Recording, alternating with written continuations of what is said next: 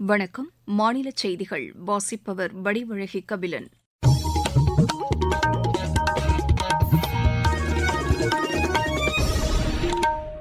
தலைப்புச் செய்திகள். Brunei, Singapore நாடுகளுக்கு 3 நாள் அரசுமுறை பயணம் மேற்கொண்டுள்ள பிரதமர் திரு நரேந்திர மோடி முதல்கட்டமாக புருனே சென்றடைந்தார். தில்லி பல்கலைக்கழகத்தில் தமிழ் வளர்ச்சி மற்றும் ஆராய்ச்சிக்கான துறையை அமைத்து தருமாறு குடியரசு துணைத் தலைவரை மத்திய இணையமைச்சர் டாக்டர் எல். முருகன் கேட்டுக் கொண்டுள்ளார். தமிழகத்தில் கூடுதலாக நியாய விலைக் கடைகளை திறக்க அரசு நடவடிக்கை எடுத்து வருவதாக மாநில அமைச்சர் திரு ரகுபதி தெரிவித்துள்ளார். வடமேற்கு வங்கக்கடல் பகுதியில் நாளை மறுநாள் காற்றழுத்த தாழ்வுப் பகுதி உருவாக வாய்ப்புள்ளதாக சென்னை வானிலை ஆய்வு மையம் தெரிவித்துள்ளது. பாரிஸ் பாராலிம்பிக் போட்டியில் இன்று ஆடவர் உயரம் தாண்டுதல் இறுதிச் சுற்றில் இந்தியாவின் மாரியப்பன் தங்கவேலு, சைலேஷ்குமார், சரத்குமார் ஆகியோர் பங்கேற்கின்றனர். இனி விரிவான செய்திகள். புருனே, சிங்கப்பூர் ஆகிய நாடுகளுக்கு அரசுமுறை பயணம் மேற்கொண்டுள்ள பிரதமர் திரு நரேந்திர மோடி முதலில் புருனேயின் பந்தர்சேரி பெகவான் இன்று சென்றடைந்தார். விமான நிலையத்தில் பிரதமரை அந்நாட்டு பட்டத்து இளவரசர் ஹாஜி அல் முஹ்தாதி பில்லா பாரம்பரிய முறைப்படி வரவேற்றார். அங்குள்ள இந்திய தூதரக அலுவலகத்தின் புதிய பிரிவை பிரதமர் திறந்து வைத்தார். பின்னர் பிரதமருக்கு அளிக்கப்பட்ட வரவேற்பு நிகழ்ச்சியில் அங்குள்ள இந்திய மக்களும் கலந்து கொண்டனர். புதுதில்லியிலிருந்து புறப்படும் முன் பிரதமர் வெளியிட்டுள்ள அறிக்கையில், புருனே, சிங்கப்பூர் நாடுகளுடன் இந்தியா கொண்டுள்ள நட்புறவை வலுப்படுத்தும் வகையில் தமது பயணம் அமையும் என்று கூறியுள்ளார். ஆசியான் மண்டல நாடுகளுடன் தொடர்பை விரிவுபடுத்துவதற்கும் தமது பயணம் உதவிடும் என்றும் அவர் குறிப்பிட்டுள்ளார். இந்தியாவின் கிழக்கத்திய வெளியுறவுக் கொள்கையில் இவ்விரு நாடுகளும் மிகுந்த முக்கியத்துவம் பெற்றுள்ளன என்றும், இந்தோ பசிபிக் மண்டலத்தில் இரு நாடுகளும் பொருளாதார ரீதியாக சிறப்பு பெற்றுள்ளன என்றும் தெரிவித்துள்ளார். இந்தியாவும் புருனேயும் 40 ஆண்டுகால நல்லுறவை கொண்டாடும் வேளையில் அந்நாட்டு மன்னர் சுல்தான் ஹாஜி ஹசானால் போல்கியாவையும் அரச குடும்பத்தினரையும் சந்திப்பதை தாம் ஆவலுடன் எதிர்நோக்கி இருப்பதாகவும் அவர் கூறியுள்ளார். புருனே பயணத்தை முடித்துக்கொண்டு நாளை சிங்கப்பூர் செல்வதை குறிப்பிட்டுள்ள பிரதமர், அந்நாட்டு அதிபர் திரு தர்மன் சண்முகரத்னம், பிரதமர் திரு லாரன்ஸ் வோங், மூத்த அமைச்சர் திரு லீ ஜீன் லூங் உள்ளிட்டோரை சந்தித்து பேசும் நிகழ்வை ஆவலோடு எதிர்பார்த்திருப்பதாகவும் கூறியுள்ளார். சிங்கப்பூர் தலைவர்களுடன் தாம் நடத்தும் பேச்சுக்கள் இருதரப்பு உறவுகளை வலுப்படுத்தும் என்றும் தெரிவித்துள்ளார். புதிய மற்றும் வளர்ந்து வரும் துறைகளில், குறிப்பாக உற்பத்தி, கணினிமயமாக்கல், நீடித்த வளர்ச்சி ஆகிய துறைகளில் ஒத்துழைப்பு வலுப்பெறும் என்றும் திரு நரேந்திர மோடி குறிப்பிட்டுள்ளார். தில்லி பல்கலைக்கழகத்தில் தமிழ் வளர்ச்சி மற்றும் ஆராய்ச்சிக்கான துறையை அமைத்து தருமாறு குடியரசு துணைத் தலைவர் திரு ஜெக்தீப் தங்கரிடம் மத்திய தகவல் ஒலிபரப்புத்துறை இணையமைச்சர் டாக்டர் எல். முருகன் வேண்டுகோள் விடுத்துள்ளார். புதுதில்லியில் இன்று குடியரசு துணைத் தலைவரை சந்தித்து பேசிய திரு எல். முருகன், தொன்மை சிறப்புமிக்க தமிழ் மொழியை நாடு முழுவதிலும் உள்ள அனைத்து கல்லூரிகளிலும் கற்பிப்பதற்கான நடவடிக்கை எடுக்குமாறும் கேட்டுக் கொண்டார். பொருளாதார ரீதியாக பின்தங்கியுள்ள தொழிலாளர்களுக்கு பிரதமரின் வீட்டு வசதி திட்டத்தின் பயன்கள் கிடைப்பதற்கான நடவடிக்கைகளை மத்திய தொழிலாளர் மற்றும் வேலைவாய்ப்பு அமைச்சகம் மேற்கொண்டுள்ளது.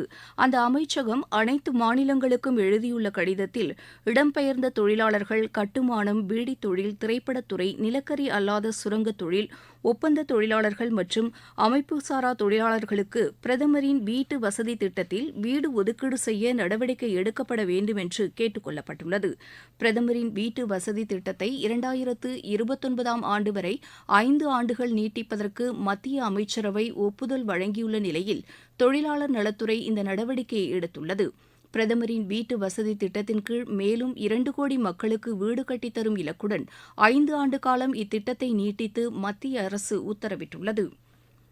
மக்கள் தங்கள் வீடுகளுக்கு அருகிலேயே பொது விநியோக திட்ட பொருட்களை பெற்றுக் கொள்வதற்கு வசதியாக கூடுதலாக நியாய விலைக் கடைகளை திறக்க மாநில அரசு நடவடிக்கை எடுத்து வருவதாக சட்ட அமைச்சர் திரு ரகுபதி தெரிவித்துள்ளார். புதுக்கோட்டை மாவட்டம் பொன்னமராவதி வட்டம் காரையூரில் புதிய நியாய விலைக் கடையை திறந்து வைத்து அமைச்சர் பேசினார். இதன் மூலம் காரையூர், சங்கரன்பட்டி, மாங்காடிப்பட்டி, மறவர் குடியிருப்பு ஆகிய பகுதிகளைச் சேர்ந்த 1000த்திற்கும் மேற்பட்ட குடும்ப அட்டைதாரர்கள் பயன்பெறுவர் என்று கூறினார். மக்களுக்கான நலத்திட்டங்களை நிறைவேற்றுவதற்கு மாநில அரசு முக்கியத்துவம் அளித்து வருவதாகவும் அவர் தெரிவித்தார்.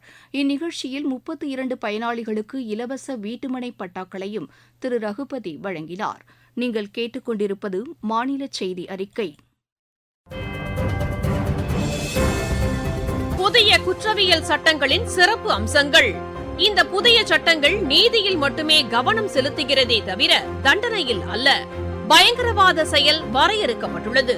சிறார்களுக்கு எதிரான குற்றச் செயல்களில் ஈடுபடுவோரை கடுமையாக தண்டிக்கும் சட்ட பிரிவுகள், 7 ஆண்டுகள் அல்லது அதற்கு மேற்பட்ட தண்டனைக்கான வழக்குகளில் தடயவியல் விசாரணை கட்டாயமாக்கப்பட்டுள்ளது. கைது செய்யப்பட்ட நபர் எல்லை வரையறையின்றி எந்த ஒரு நீதிபதி முன்பும் ஆஜர்படுத்தும் முறை.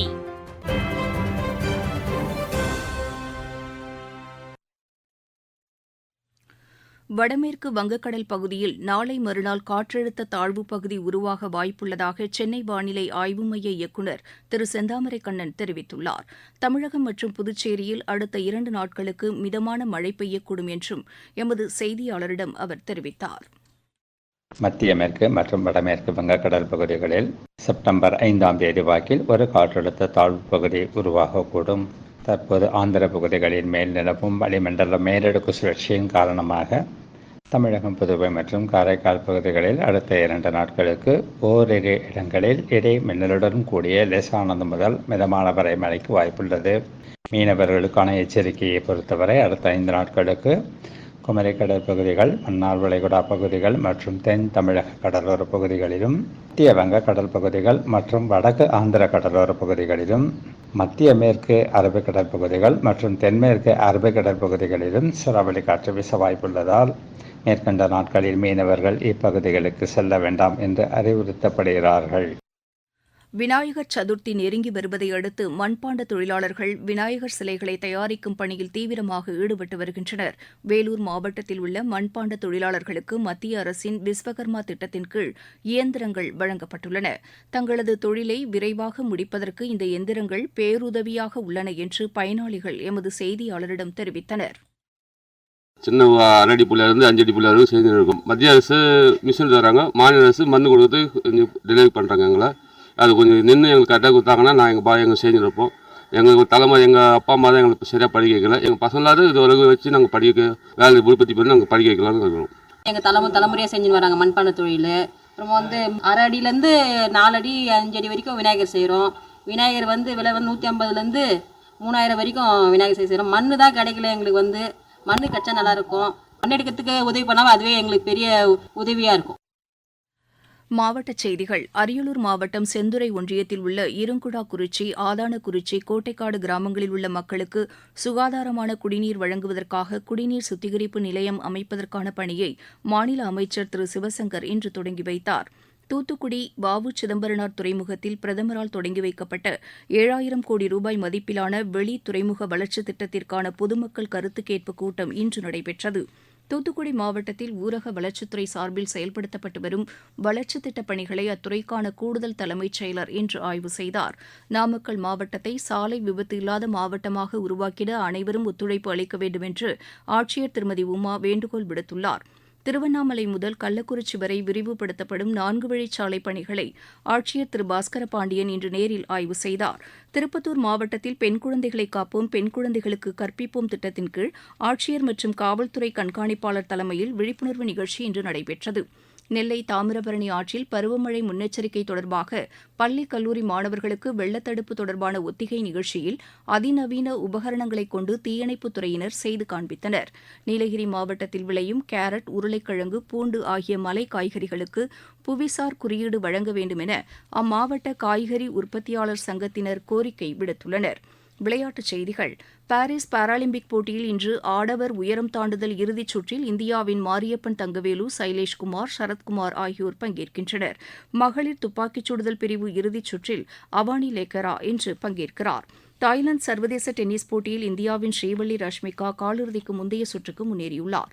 இன்று நடைபெற்ற மகளிர் ஒற்றையர் பிரிவு முதல் சுற்று ஆட்டத்தில் அவர் 6-3, 4-6, 6-2 என்ற செட் கணக்கில் தாய்லாந்தின் பேட்சச்சோலை வென்றார்.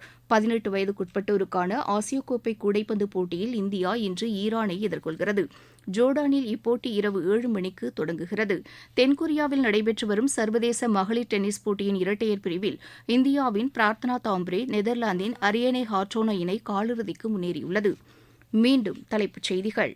புருனே சிங்கப்பூர் நாடுகளுக்கு 3 நாள் அரசுமுறை பயணம் மேற்கொண்டுள்ள பிரதமர் திரு நரேந்திர மோடி முதல் கட்டமாக புருனே சென்றடைந்தார். தில்லி பல்கலைக்கழகத்தில் தமிழ் வளர்ச்சி மற்றும் ஆராய்ச்சிக்கான துறையை அமைத்து தருமாறு குடியரசு துணைத் தலைவரை மத்திய இணை அமைச்சர் டாக்டர் எல் முருகன் கேட்டுக் கொண்டுள்ளார். தமிழகத்தில் கூடுதலாக நியாய விலைக் கடைகளை திறக்க அரசு நடவடிக்கை எடுத்து வருவதாக மாநில அமைச்சர் திரு ரகுபதி தெரிவித்துள்ளார்.